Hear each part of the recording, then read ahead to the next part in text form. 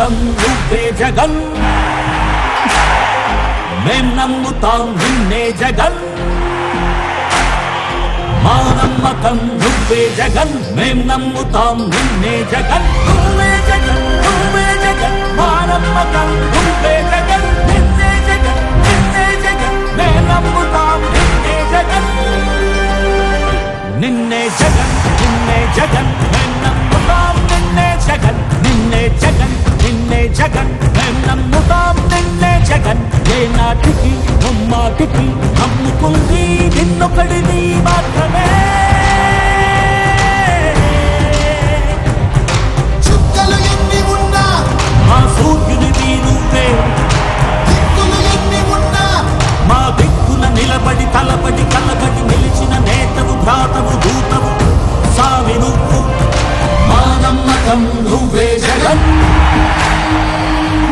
మేం నమ్ముతాం నిన్నే జగన్.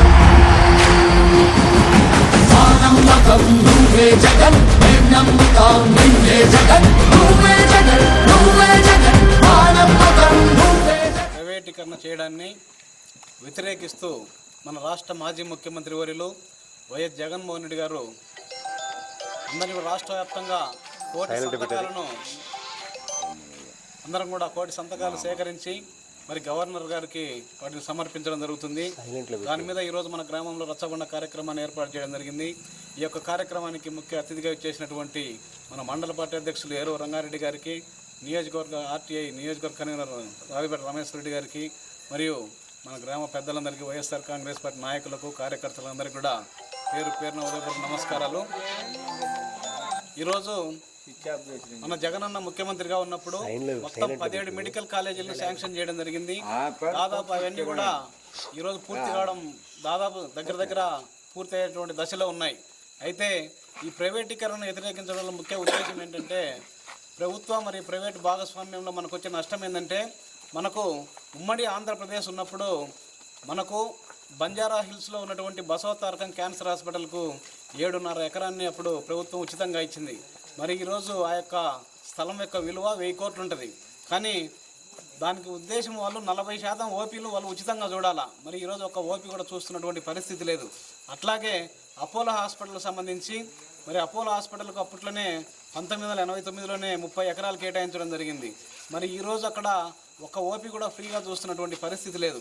మరి పెట్టుకునేటప్పుడు వాళ్ళు ఉచితంగా ఈరోజు ల్యాండ్ తీసుకొని మరి పెట్టుకోవడము, తర్వాత ఒక ఓపీ కూడా లేకపోవడము, ఉచితంగా మన ముఖ్యంగా జగన్మోహన్ రెడ్డి గారి యొక్క ప్రైవేట్ కాలేజీలు మన మెడికల్ కాలేజీలు పెట్టడం యొక్క ఉద్దేశమే మరి ఎవరైతే పేదలు ఉన్నారో వాళ్ళందరికీ కూడా వైద్యం అందించడం కోసం. మనం గుంటూరు పోవడం కానీ, ఒంగోలు పోవడం కానీ చాలా ఇబ్బందిగా ఉంటుంది, చాలా దూరము. మన పశ్చిమ ప్రాంతానికి ఇది దగ్గరగా ఉంటుంది. మరి ఏ వైద్య సౌకర్యమైనా, అది హార్ట్ ఆపరేషన్ కావచ్చు, ఎంత పెద్ద ఆపరేషన్ అయినా కానీ, ఎంత పెద్ద సమస్య అయినా కానీ మనం దగ్గరలోనే చూపించుకోవచ్చు అన్న ఉద్దేశంతో ఆ రోజు రాష్ట్ర వ్యాప్తంగా వెనుకబడినటువంటి ప్రాంతాల్లో జగన్మోహన్ రెడ్డి గారు ఆ విధంగా ఏర్పాటు చేయడం జరిగింది. ప్రతి ఒక్క వెనుకబడిన ప్రాంతాల్లో మొత్తం 17 మెడికల్ కాలేజీలు ఏర్పాటు చేయడం జరిగింది. అవన్నీ కూడా పూర్తయితే అన్ని రకాల వైద్య సేవలు మనకు దగ్గరలోనే ఉంటాయి. మరి అరగంటలోనే మనం అక్కడికి వెళ్ళి మన యొక్క వైద్య సేవలను చేయించుకున్నటువంటి పరిస్థితి మనకు ఉంటుంది. మరి ఈరోజు ప్రైవేటీకరిస్తే మొత్తం ప్రైవేటు వాళ్ళు వస్తారు, వాళ్ళు ఇష్టం వచ్చినట్టు మనకు కార్పొరేట్ సామెతే సేమ్ కార్పొరేటు ఏ విధంగా అయితే మనకు ఫీజులు వసూలు చేస్తూ ఉన్నారో, 1 లక్ష కావచ్చు, 2 లక్షలు కావచ్చు, 5 లక్షలు కావచ్చు, అంత పెద్ద మొత్తంలో వసూలు చేయడం జరుగుతుంది. మరి మనకు ఎటువంటి ఉపయోగం ఉండదని చెప్పేసి ఈ సందర్భంగా దీన్ని వ్యతిరేకిస్తూ ఉన్నాం. మరి మార్కాపురం మెడికల్ కాలేజ్ సంబంధించి దాదాపు ఆ యొక్క స్థలం యొక్క విలువనే 150 కోట్లు ఉంటుంది. మరి ఇంత విలువైనటువంటి ఈ స్థలాన్ని దాదాపుగా పూర్తి కావచ్చినటువంటి ఈ యొక్క మెడికల్ కాలేజీలని ప్రైవేటు వాళ్ళకు అప్పచెప్పడము చాలా దుర్మార్గమైన చర్య. దీన్ని మనము వ్యతిరేకిస్తూ ఉన్నాం. అట్లాగే మనం కూడా మన గ్రామంలో దాన్ని వ్యతిరేకిస్తూ సంతకాలు పెట్టి యొక్క మనం కూడా పంపించడం జరుగుతూ ఉంది. అందులో భాగంగానే ఈరోజు యొక్క ఈ కార్యక్రమాన్ని చేపట్టడం జరిగింది. తదుపరి మన మండల పార్టీ అధ్యక్షులు ఏరవ రంగారెడ్డి గారిని మాట్లాడాల్సిందిగా కోరుతూ ఉన్నాను.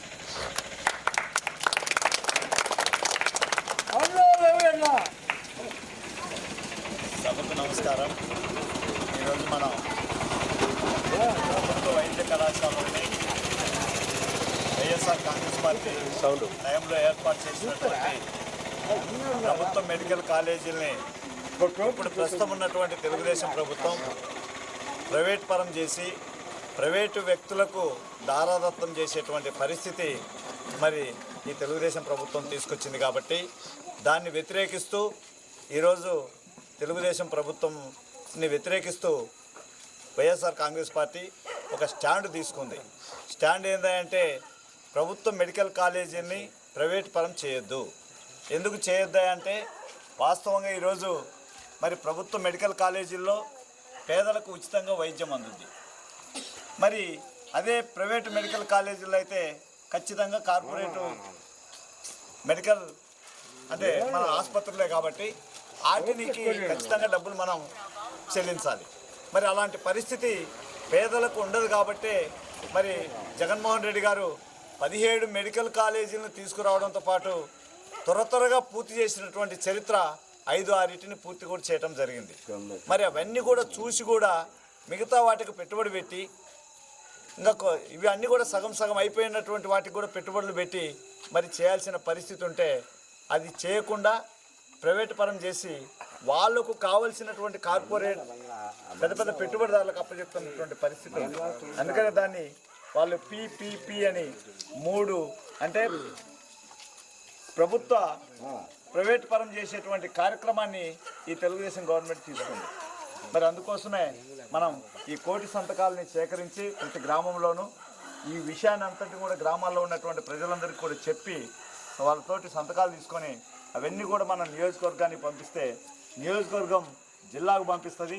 జిల్లా అనేది జగన్మోహన్ రెడ్డి గారికి స్టేటు పార్టీకి పంపిస్తే అవన్నీ కూడా తీసుకెళ్ళి రాష్ట్రపతికి మనం రాష్ట్ర గవర్నర్ గారికి మనం ఇచ్చేసి మరి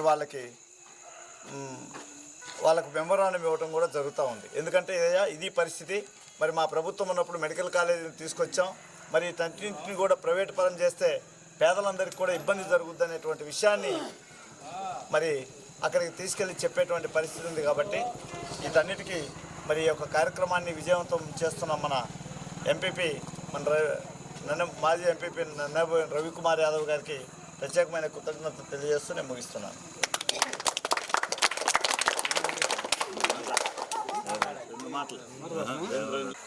ఇంకోటి కూడా ఏంటంటే మన పార్టీ కొత్తగా గ్రామ కమిటీలు వేయటం జరుగుతూ ఉంది. గ్రామ కమిటీలు అని అంటే గ్రామంలో 15 మందితోటి ఫస్ట్ రాష్ట్ర పార్టీ కమిటీలు ఉంటాయి, నియోజకవర్గ కమిటీలు ఉంటాయి. కానీ మన మండలానికి వచ్చేసరికి మండల కమిటీ ఉంది. మండల కమిటీ దరిదాపుగా ఒక 20-25 మందితో ఉంది కమిటీ. దాదాపు మండల కమిటీ అనేది 30-35 మందితో ఉంది. మండల కమిటీతో పాటు గ్రామ కమిటీలు కూడా ఏర్పాటు చేయమంది పార్టీ. అయితే ఫస్ట్ మాకు చెప్పడం 9 మందితోటి గ్రామ కమిటీ ఏర్పాటు చేయమన్నది. కానీ తర్వాత ఇదే సరిపోదు, మరి గ్రామ కమిటీని పెంచాలి అని 15 మందితోటి గ్రామ కమిటీని ఏర్పాటు చేయమని చెప్పడం జరిగింది. ఈ 15 మంది గ్రామ కమిటీతో పాటు మళ్ళా యువజన విభాగం, మహిళా విభాగం, విద్యార్థి విభాగం అని చెప్పేసి 7 విభాగాలకు అధ్యక్షులు వేయాలి. 7 విభాగాలు ఉంటాయి. ఇప్పుడు నేనేం చెప్పాను, యువజన విభాగం, విద్యార్థి విభాగం, మహిళా విభాగం, రైతు విభాగం, ఇవన్నీ కూడా విభాగాలకు అధ్యక్షులు 7 మంది ఉంటారు గ్రామంలో. ఒక్కొక్క గ్రామంలో 7 మంది కింద మళ్ళీ 8 మంది సభ్యులు ఉంటారు. మరి ప్రతి ఒక్కరు కూడా మరి ఇవన్నీ కూడా కార్యక్రమం ఉంది కాబట్టి దయచేసి దీన్ని కూడా ఆలోచించాలని మరీ తెలియజేస్తా ఉన్నాం.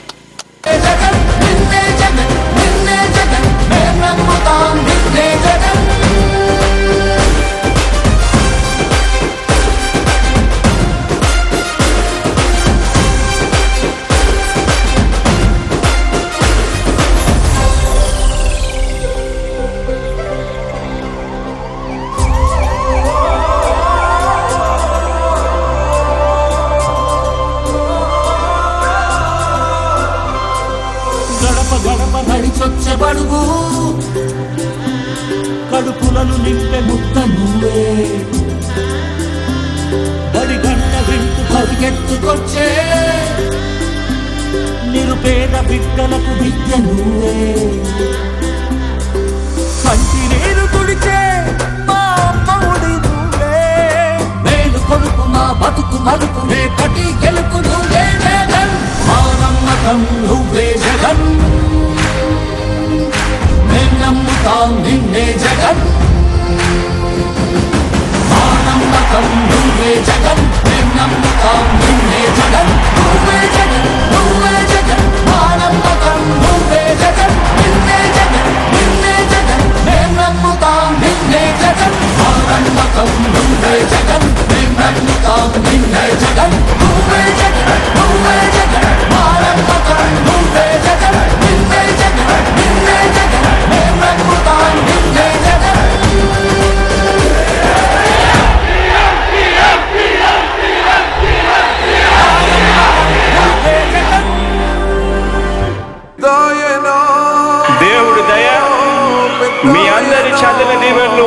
వరకు వాళ్ళు నా వెంట్రిక కూడా పీకలేరు అని చెప్పి కూడా ఈ సందర్భంగా తెలియజేస్తా ఉన్నాను.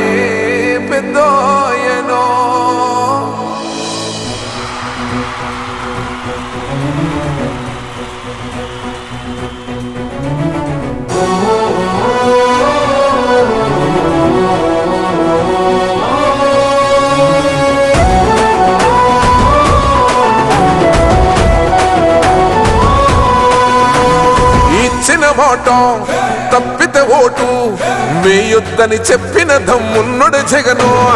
చెప్పిన మాట చెప్పినట్టుగా చేసిన మా రాజన్న కొడుకుర జగను.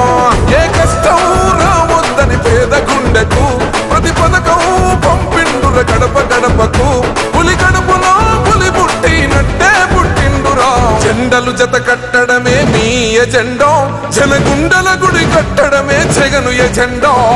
బలిరా బలి బలిరా బలిరా, పులి వెందులలో పుట్టిందా పులిరా. కుర్చీల కూర్చోవడమే మీ ఎజెండా, కుర్చీ జనమే ఇవ్వాలన్నది జగను ఎజెండా. బలిరా బలి బలిరా బలిరా, పేద బతుకుల మార్చినది ఆ పులిరా.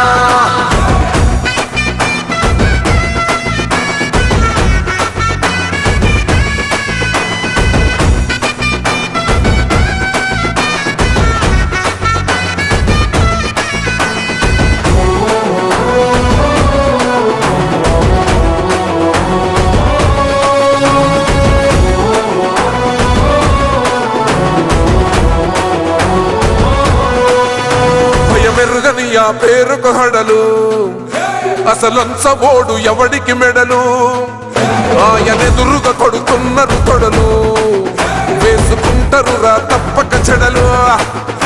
పేదోడి కంచౌల 4 మెతుకుల కోసం ప్రజా సంకల్ప యాత్ర చేసి గెలిసిన యుద్ధం. సీమ పౌరుషం పక్కన పెట్టిండుర పేదల కోసం. జెండలు జత కట్టడమే మీ ఎజెండా, జనగుండల గుడి కట్టడమే జగను ఎజెండా.